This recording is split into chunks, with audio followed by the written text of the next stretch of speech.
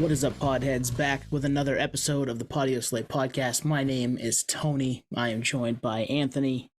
Sometimes I call him Twan. Sorry, Twan. But yeah, we're back, man. We're back with another edition in the Nerdery Chronicles. How you feeling? I'm feeling good, and that's a childhood nickname that I was going to say I haven't been able to shake, but I haven't actually tried to shake it. I think I've become content with it. And the backstory is, I'm pretty sure it started from Antoine Walker. We're from the Northeast, and from the Eastern Northeast, not from the Pacific Northwest, which we'll get into. But yeah, and we'll get into the NBA here shortly too. That's right. Wow, that was like an unintentional segue here. But I'm doing good. What did we see for shows recently? We went down to New Hampshire. We saw Taproot a few days ago. Yeah, that was fun. Do you go to anything else? No, I think the last show I went to was the Taproot show with you, which it was the first one I'd been to in a little while. We saw Bob Mould too a few weeks back. Oh, that's right. So Bob Mould, Husker Du fame, and so I mean that shows the range right there, right? I mean that's two complete opposite bands, but we appreciate it all, right? Yeah. Yeah, and that Taproot show was awesome. By the way, I know this is now a couple of weeks back for us, but if you haven't checked them out on this kind of reunion that they've been doing, go see them. They put on a hell of a show. And if you like, anything in that world, we've got some episodes back there with Phil from the band. So check that out too. Good stuff. So like it's funny, like that, like these recent run of like legacy acts that are either touring or putting out shows. Mm-hmm. It reminded me of a Twitter. I don't know who tweeted it. Someone tweeted out this question, which I'm going to ask you. And I haven't prompted you for this. I'm just going to hit you with it. Would you rather have a band that you like continue to tour or continue to put out new albums? Ooh. So like in the case of Taproot, they're actually doing both. Right. With Bob Mould, you'll never see another Husker Du album, but you'll see him play it in a different forum. He's playing it solo electric, that type of thing. But like, yeah, initial reaction to that. I'm so curious because my mind went in so many directions. I looked at bands I love. I looked at legacy bands. Like, it's case to case, right? It's case to case. So like, if it's a band that's only got 2 records and I want a 3rd record from them, maybe I want them to put more records out. But if it's a band that's or an artist that's been around for 20 years and has a catalog of 10 records, I just want to see them live. Because I know, and there's so much to live with there. So yeah, that's tough. It's the cop out answer, but like it's the truth. It depends on the band. I mean, take Deftones, probably one of my favorite bands of all time. At this point, I think I'd want another album. I've seen them a bunch. Yeah, and then you get a band like Knocked Loose. Mm-hmm. Just they come up in the conversation here shortly with Emma. Would I want to see them tour or another album? I think I want another album. Right, I've seen them live. I think It depends on your history with a band, but it was a cool question because if it was your favorite band of all time, that's where it gets interesting. Yeah, that's tough. And I guess I'd say I'd probably want to see them live and live that magic again. If it's my favorite band of all time, if I'm gonna pick one. Yeah, and it also like, what if they're a legacy act that's been around for 40 years? Maybe I don't want either one. Yeah. Is it gonna taint the legacy? Yeah. Who knows? That's a good one. Think about that. Hey, if you out there are thinking this through, hit us up at Podioslave everywhere or podioslavepodcast@gmail.com. And the fun with all of this is there's that situation where there's a legacy band, tons of albums, they've toured their whole life, they're 60. Then there's the opposite end of the spectrum where there's bands that are doing both, right? Mm-hmm. New albums, tours, and that's my segue to Emma from Dying Wish, who we just chatted with for about 45 minutes. Great, objectively great conversation. And that's not just because I was part of it. She carried it. So let's give her flowers. But I loved it. I mean, you know me. If you follow us on socials, I've posted about the Fragments record from Dying Wish a few years ago.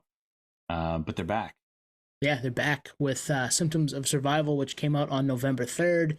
So a couple weeks ago now on SharpTone Records. And they're touring. We talked to her on the 2nd day of the headlining tour, but they did Headbanger's Boat. They're probably a few weeks into that tour now and just crushing it right now. I mean, on all fronts, new record, headlining tour, music videos, doing the merch thing, driving the van, like busy people. And Emma was awesome. And the record's really cool. I'm newer to them than you are, Anthony, but I do like it, and we dig into the record pretty good here too. Yeah, I would agree on all fronts, and I think up to this point in their career, this is the best time to talk with them. You know what I mean? Like they just put out, I think it's their best record. Like they had the demo, they had the split, they had fragments. I think this is their best record. It's fuller, it's production, it's all there. Emma crushes it, screaming, singing, the whole nine. But they're the biggest they've ever been. And that's interesting for a younger band. I mean, they've been around for 6 years. They're from the corner of the US, the other corner, which we may or may not talk about, but it's fascinating. It's to get to this point is from a fan's perspective, who's kind of been on to them for, 3 years or whatever. It's fun to watch. Yeah. And then to be able to have conversations with them as well. Pretty amazing stuff. And we continue to say we're having pinch me moments. This is another one. And yeah, let's get into it. And Twan, I'm gonna say something right now that will make sense about midway through the conversation. Yo, we had Emma from Dying Wish on. I love it. Right now. Check it out. All right. Live with Emma from Dying Wish. Emma, how you doing? How you feeling? You're in a tour bus right now, or a van, not a bus. How you doing? Van. Yeah, no, I'm good. It's we're on a headliner right now, and we have a pretty limited amount of crew. As you can see, we don't have a lot of space in our vehicles, so working really hard every day, doing merch stuff, and preparing for shows. But I'm having a great time, and it's only day 2, but yeah, I won't say I'm tired yet because who knows how I feel in a week. Right.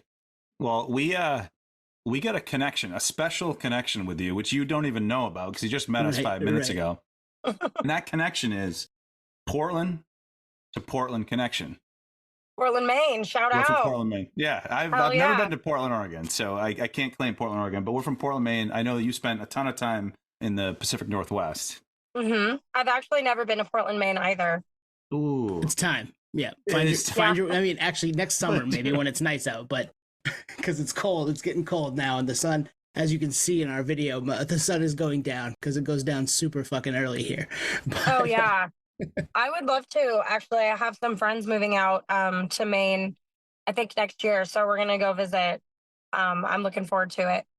And we like to poke fun at the other Portland because we're the first Portland, and we're on the East Coast and all that stuff. But I everything I hear about the Pacific Northwest Portland is it's awesome. So no beef on our end. No beef. If there was, it's squashed now. We're good. No pit beef here. Nope. So Dame Dollars, he's gone. Are you mad about that or? Not really. I think that it helped that we had literally a whole summer to prepare for the trade because he announced that he had requested one. But I think that him going to, I know he wanted to go to Miami. It would have been cool to see him in Miami, but I think him going to Milwaukee is a really cool move because it's a fun small market team. Giannis is such a likable guy. And totally. Yeah, and they've already won a ring in the last couple of years. I mean, so I'm excited for him, and we have a bunch of young guys, and it's going to be a tank year. But it's just fun as a lover of the league to see Dame in Milwaukee. Although I can't say I've really watched any of his games because it's still a little fresh. But yeah, and you had him for so long, and he was so damn good. We appreciate getting Drew Holiday from you guys as Celtics fans, because Anthony and I are both Celtics fans. So yeah. And everybody hates the Celtics and hates the Northeast, but we appreciate that. So thank you. I thought it was pretty messy of Portland to take Drew from Milwaukee and then send him to their top competitor. So that's pretty entertaining. Intriguing. And for anyone that didn't follow the last minute, Damian Lillard, formerly of the Trailblazers, is with the Bucks. NBA basketball for all you nons. Yeah, Emma, did you think you'd be doing basketball talk today? No, but I love it. I could talk about this forever. Nice. We're trying to change it up a little bit on you. You know what? We've got plenty of music questions too, but actually, let's dive into that. You've had, and you've said it, it's been the craziest week of your life. And I think even today we just saw you guys on the Kerrang cover. So pretty wild week for Dying Wish. Head explosion Crazy. from a fan perspective. I'm like, there can only be one band on the cover of Kerrang, and it's you guys. Aw, well, thank you. Yeah, that was really cool. And I think I mentioned it on my personal Twitter, but the guy who did the photos, his name is Ian. And when he was 17 years old, we did our like first like West Coast run, really. And he was on spring break from high school, and he came and took photos for us. And then now, you know, he just graduated high school or college and is like, he has his degree and he's trying to get into freelance. And we just hired him for the cover of Kerrang. So it felt like very full circle for like both of us, you know, Ian and his photography and us as a band. That's crazy. Yeah, the photos look great. And like, so besides Kerrang, you got the album, you got the tour, you got Headbanger's Boat, you got, I'm sure, all the numbers, you know, coming in and everything. Is it the combination of all that? Like, there can only be one craziest week of your life, and this is it. So what else? We just announced we're playing Download Oh, nice. in the UK That. and Rockville. Honestly, like, I'm just glad that we're like on tour while all of this is happening. We played our first like sold out headliner show ever in Atlanta last night. And so it just feels like finally like this is the culmination of like all of the 6 like years of hard work as a band. And so I love every second of it. It's really cool. And it's definitely overstimulating and you know, makes it hard to sleep at night, but it's exciting. So I'm okay with it. Yeah, it's a good thing, right? It's positive overstimulation versus some of the other crap that we see just in the media and all that stuff. But really excited for you guys, and like you said, it's the culmination of all this work, the 6 years, and just grinding, playing shows, and finally now you're playing sold out headlining shows. Did younger Emma see this happening at all, ever? No, never. Not even like. I love it. No, literally never. I mean, like I always thought, you know, I had these like dreams and aspirations, but I was like, well, I'm a normal person and like stuff like this doesn't happen to normal people like me. And, you know, so I was always just kind of like a fan of the music, you know, and then one day I was like, well, I'll just start a band, you know, just as like a passion project. And now we're here, and it's like, I definitely didn't expect this and didn't see this coming. And I'm sure that there are going to be things that happen 2 or 3 years down the line that I never saw coming in our, you know, our like cycle of growth. But I never expected this. And like younger Emma, even like 21-year-old Emma would like freak out if they knew everything I was doing right now.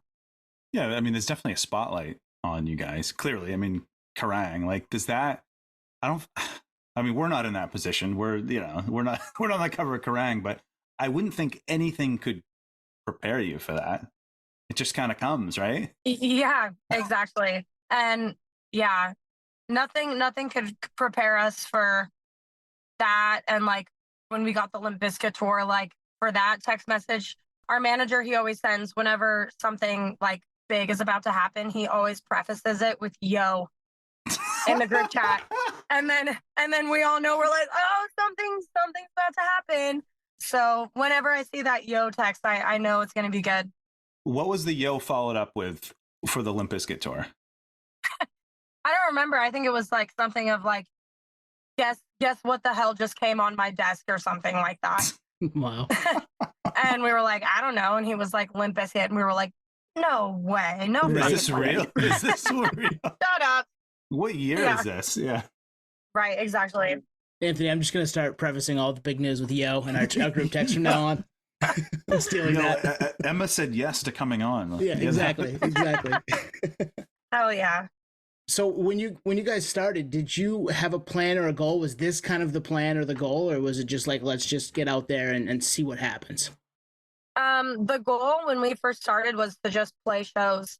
I was booking shows. I still do occasionally, but I was like the main like hardcore promoter in the Portland area for a few years.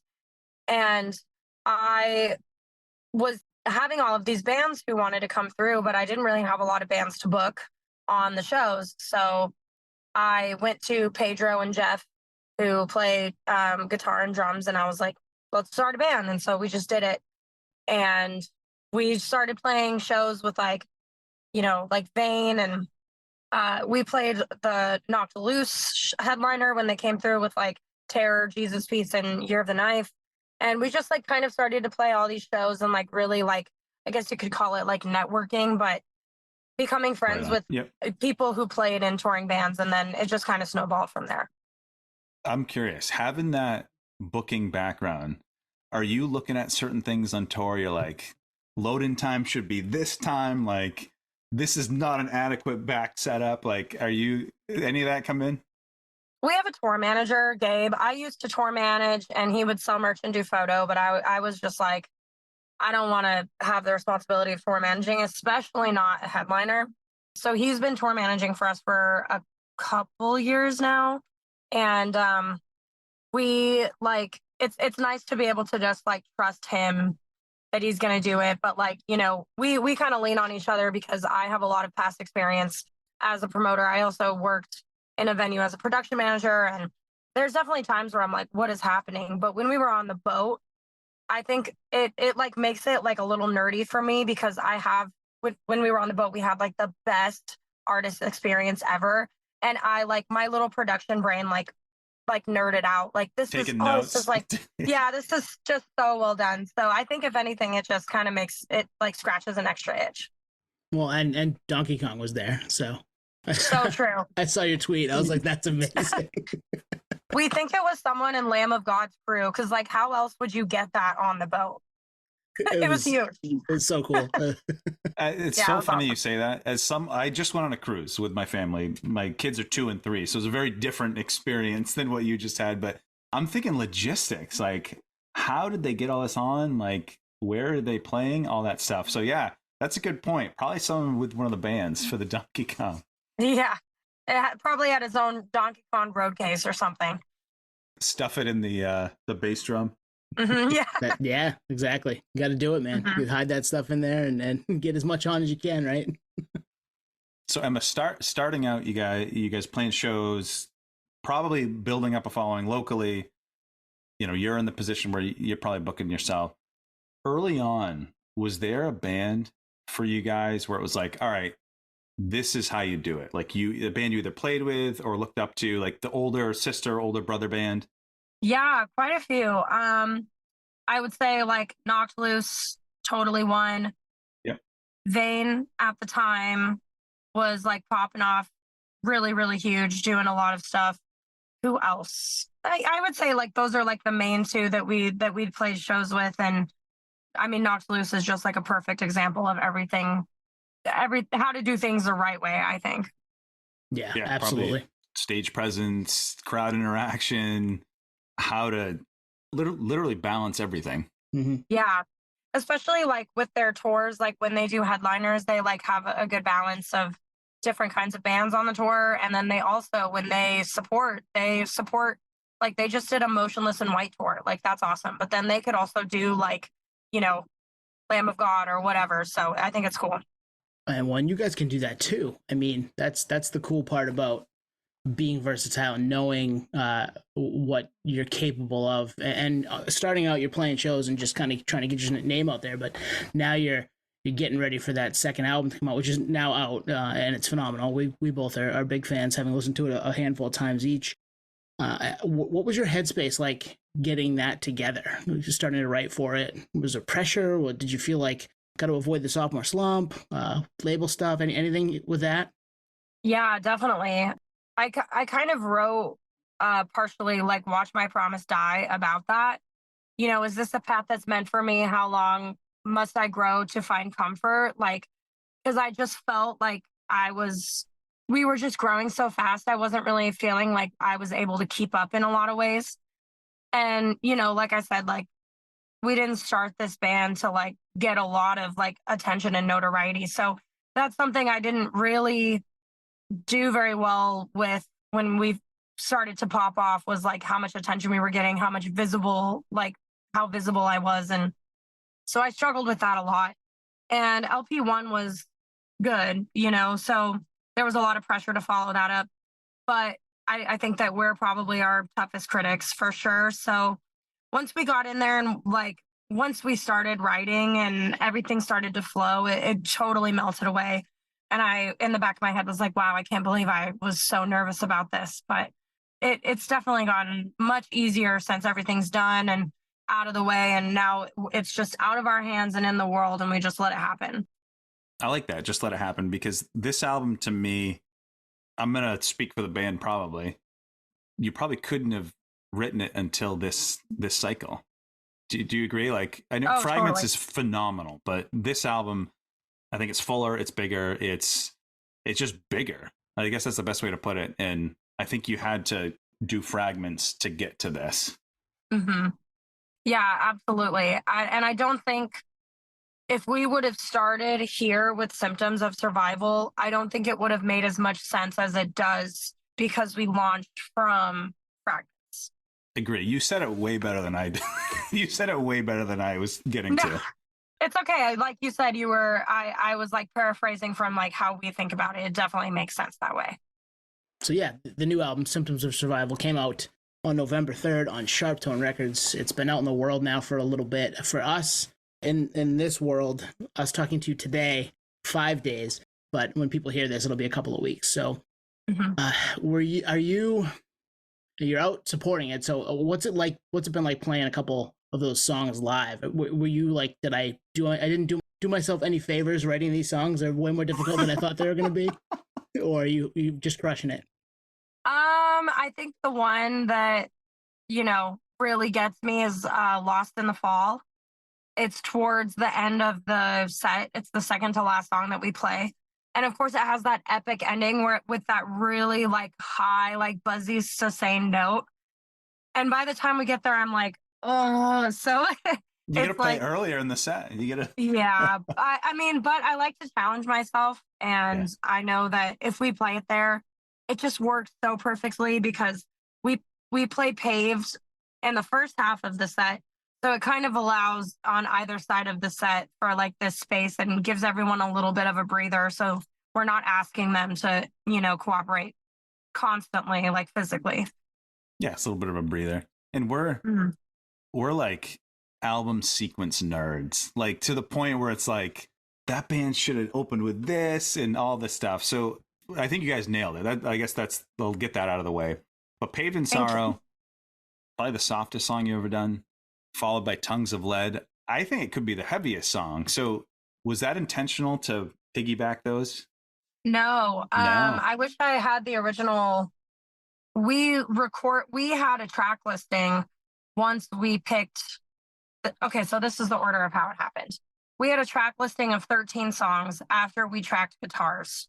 And originally Tongues of Lead was track 1 because we wanted to kind of follow the formula originally of how Cowards Feed just comes out like that. But after we did, vocals, and it just totally changes the way that a record sounds when you add vocals to it. Then we were like, actually, it'd be really cool to start in an entirely different way with the song that sounds nothing like what we've done before. So then we switched it. But then our compromise was, if you're listening on vinyl, then Tongues of Lead is the first song on side B. Wow, so my head exploded again for the second time in this interview. Awesome. That's great that you are cognizant of the different formats, right? I mean, like, obviously, if you queue it up on Spotify, you're not going to get it that way necessarily, but people buy physical media. We are huge vinyl heads. You can see Anthony's behind him. Mine's about 200 feet that way or 20 feet that way. And it's definitely an experience, and you want it to kind of pop off that way. So it's really cool you guys thought of that. Like, let's start that side with this song. So we still get that effect, but not necessarily to start the record. Right. Yeah. That's I think smart. that a vinyl experience is a special one. And I still think it transitions really nicely on Spotify too. So speaking of tracks and track listing, we did a whole episode that we called Last Track Magic, which is album closers that just, they land the plane of the album perfect. And I think Lost in the Fall does that brilliantly. Was that always the closer? Yes. Like, once Dying Wish starts throwing in some piano, like, that's the last track. Right. Yeah. That was always the closer for sure. Yeah. Yeah. I feel that. It's just I'm also a huge nerd for like closing tracks. So we wanted to just really wrap it up. So you've got four music videos, right? Paved in Sorrow, Path to Your Grave, Torn from Your Silhouette, and Lost in the Fall all have And Watch music My videos? Promise Die. Oh, so you five? That Oh, I is missed one. I that's haven't seen one of them. I know. Yeah, jeez. So that's kind of a lost art to have that many. Mhm. 100%.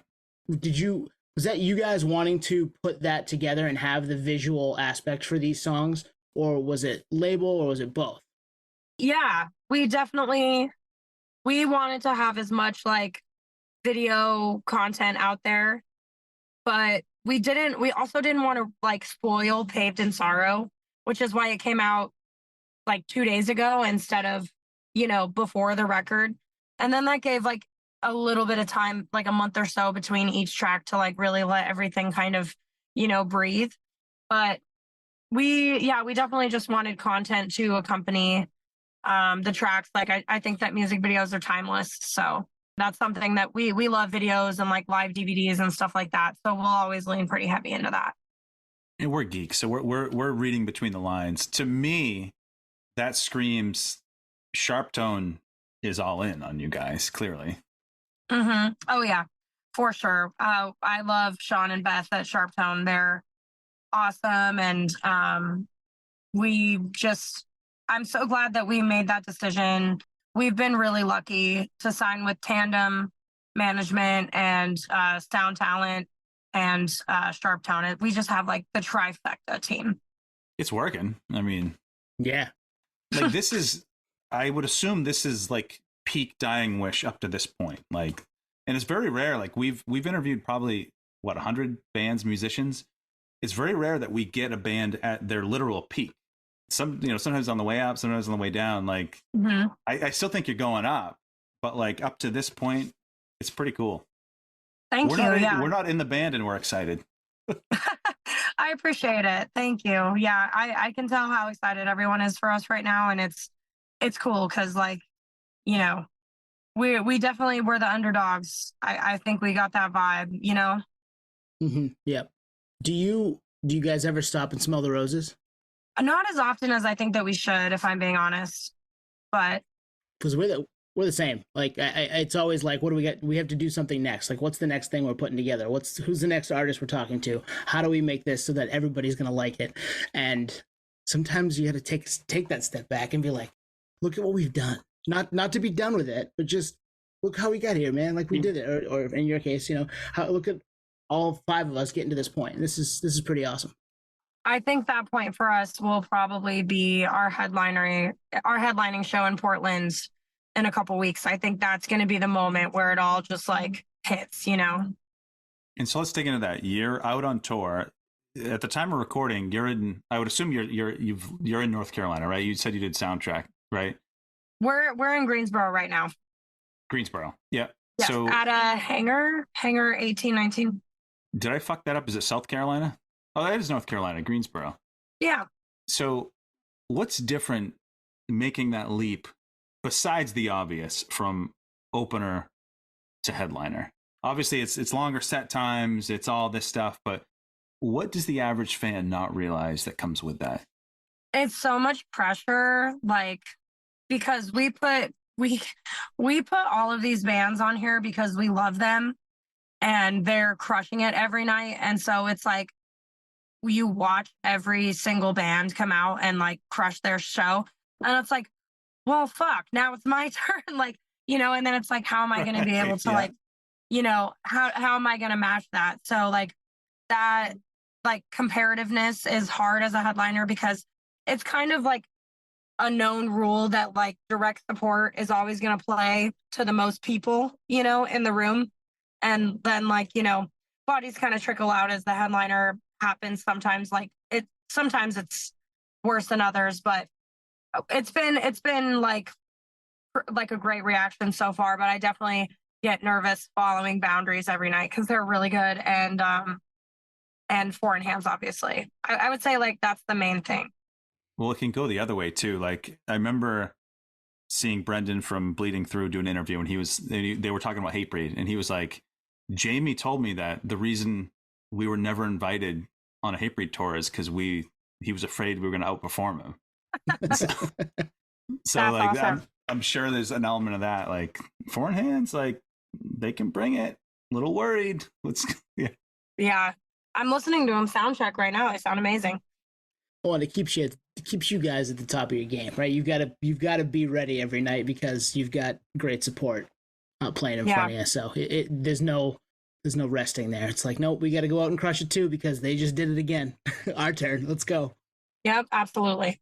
The thing that's one of the few things that's certainly admirable is you still headlining. So just let's get this out there.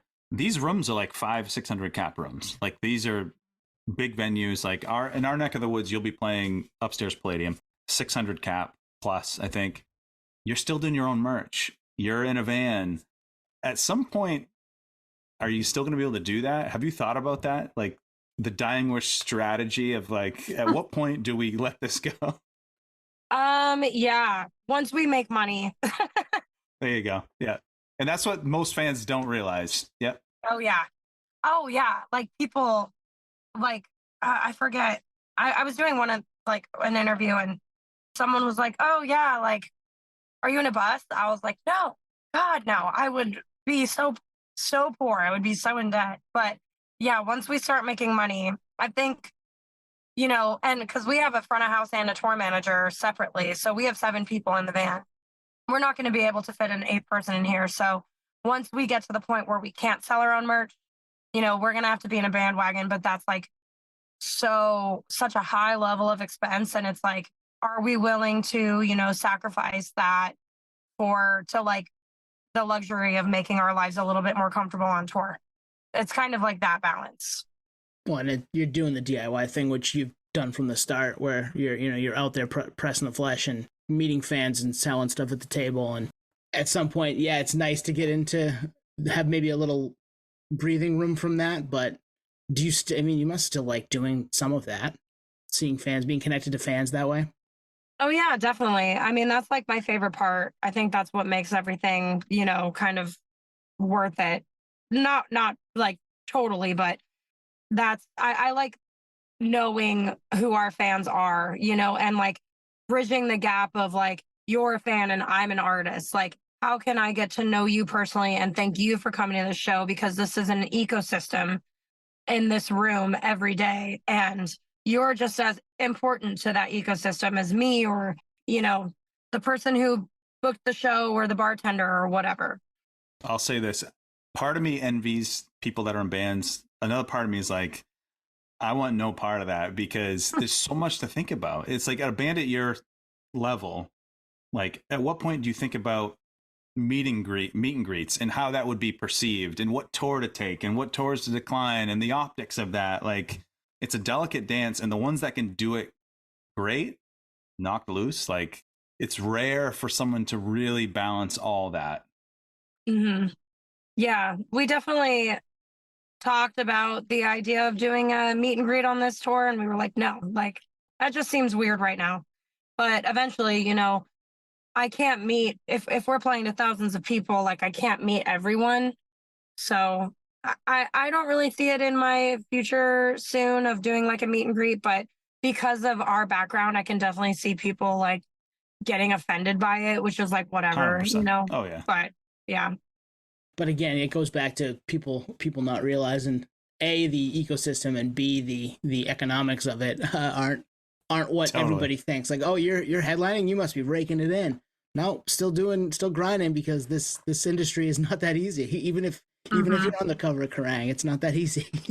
Absolutely. Emma, what about the merch tips? Don't those like carry you to the next gig? Boy. Come on. I mean, they do because we sell our merch, so we take them. Yeah, that whole thing it's like, if you want merch tips, literally, I can't stress this enough. I load in merch, set up merch every day.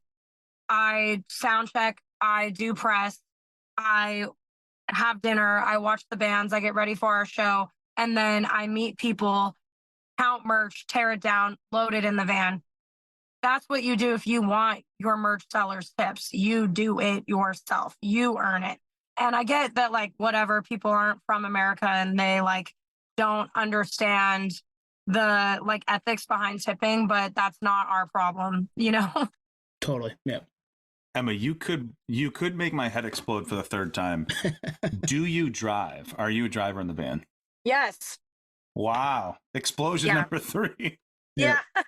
We all drive except for our crew, Gabe and our front of house, Brian. We don't make them drive, but the 5 of us rotate and we drive overnight.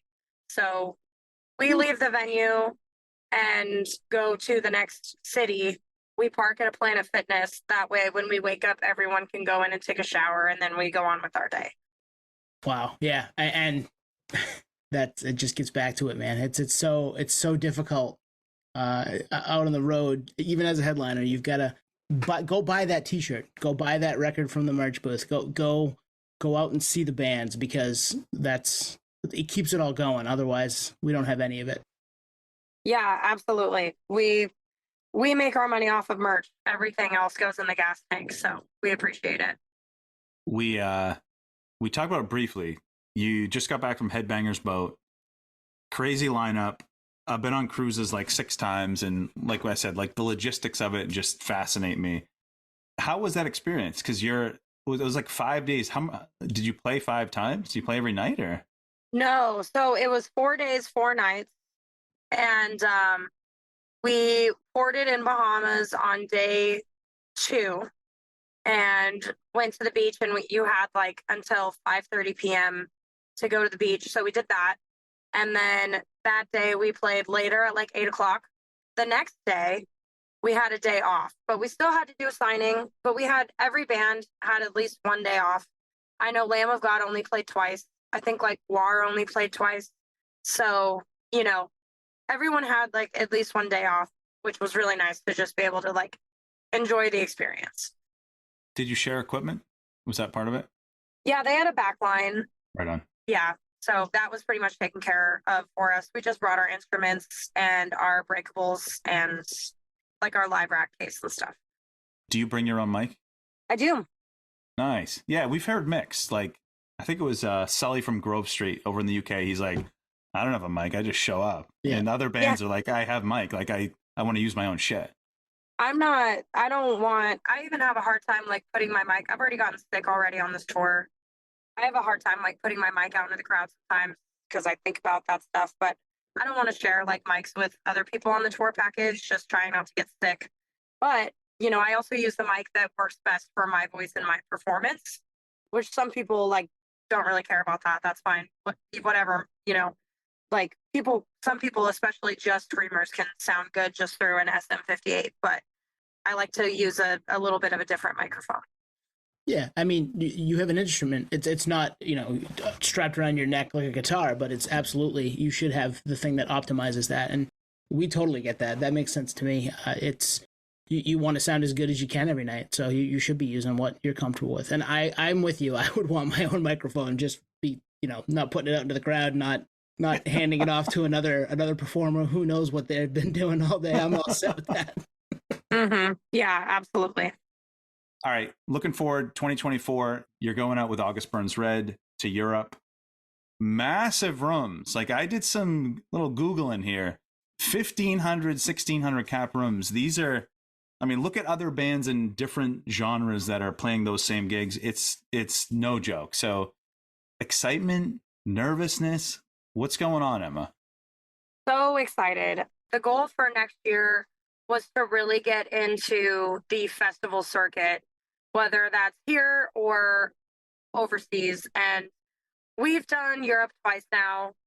It's okay for us, but I think once you really get into that European festival circuit, that's when you kind of start to pop there, because everyone does festivals out there. Metal is just huge. So that was our goal for next year. And there are at least 3 or 4 Empiricon festivals on that run that we're going to be a part of because of, supporting ABR. So that's going to be a big deal for us. Obviously, ABR is one of those bands that influenced our sound. And, I think it's just going to be overall a really good third tour for us there. Yeah, and you're right. Getting on that festival circuit out there just puts you in front of so many people. So that's a smart play. And get over there, play 1,500 cap rooms with August Burns Red. That'll be a badass bill. Yeah, and there's other bands on it too that are. I know of at least one that's really awesome. So hopefully we'll see when that gets announced. Oh, you're not gonna break news? All right. I can't. No, that's fair. That's fair. So Emma, I'm a spoiled music fan and live music fan. I hate barricades. So I assume these gigs have barricades. Where are you at on the other side of the fence as the performer with barricades? Personally, I don't like a barricade. However, I will rock one. A festival, like, it makes sense, or like an ABR show, like, I get why bands do it. And but for me, like, because of how much interaction we ask for, I think it's much more safe to have people get on stage and stage dive than it is to have the possibility of a security person in the barricade potentially drop them, or the security person hurt themselves trying to catch them. So just like, because of how much interaction we ask for, I think that it just makes more sense for our shows not to have a barricade. Yeah, that's crazy. Because you realize there's gonna be a time when playing venues without barricades is gonna be very tricky. You're gonna have to do the paper to call for blood, like under a secret name, like Fragments. Fragments is playing local Portland VFW. Like that day's coming, Emma. That's sick. That would be awesome. Yeah, that would be awesome. To have those covert shows where you can pull that off. So Emma, we'll wrap. We'll get you out of here. Go have some dinner. Go watch Foreign Hands and Boundaries, and go crush it on stage tonight. Thank you so much, guys. I hope we get to make it out to Portland soon, Maine. That'd be awesome. Yeah. You will. On that visit, whatever it takes, we'll try to make. If we can facilitate it somehow, we'll make it happen. Okay. Oh yeah. Well, thanks, y'all. I appreciate it. Thanks, Emma. Sweet. All right. Bye. Thank you for listening to Podioslave. We are at Podioslave on Twitter, Instagram, TikTok, all of the places that you can find us on social media. Facebook, Podioslave Podcast. YouTube, Podioslave Podcast there. Email us at podioslavepodcast@gmail.com. And hey, if you want to become a supporter, click on the link at the bottom of the episode and give us $1, give us $5. It keeps the lights on, keeps us going. We really appreciate that stuff. Thank you.